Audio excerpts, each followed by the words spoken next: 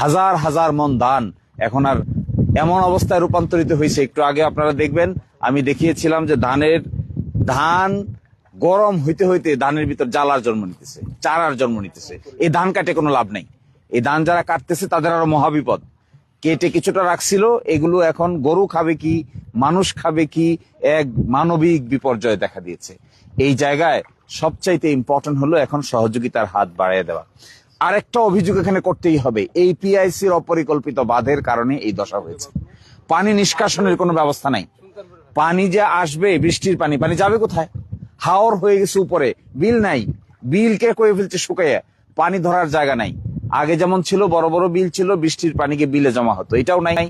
চতুর্দিকে দিচ্ছে বাঁধ, অপরিকল্পিত বাঁধ। এরপরে বৃষ্টি যখন হয়, ওই পানি আর নিষ্কাশনের কোনো ব্যবস্থা নেই। এই পানি যাবে কোথায়? যেখানে এই পানি জমে হাজার হাজার একর জমি এই হালত দাঁড়িয়েছে। দেশ দেশের বাইরে যে যেখানেই আছেন, যেভাবে যে অবস্থায় আছেন, এই সরকার তাড়াতাড়ি এনভায়রনমেন্ট অ্যাসেসমেন্ট করেন। আমি 6 মাস 1 বছর থেকে এই কথা বলে আসতেছি। এনভায়রনমেন্ট অ্যাসেসমেন্ট করেন, পরিবেশগত অ্যাসেসমেন্ট করেন, অফিসার পাঠান। ভবিষ্যতে আর এই ধরনের বান দিবেন না, এই সমস্ত যন্ত্রণা করবেন না মানুষকে। মানুষের উপকার তো করতে পারেন না, বরং একটা যন্ত্রণার জন্ম দিয়েছেন। এমন এক যন্ত্রণা যেখানে মানুষ একমাত্র ফসল বুড়ো ধান, আর কোনো ফসলও নাই। তা এরপরে করবে কি?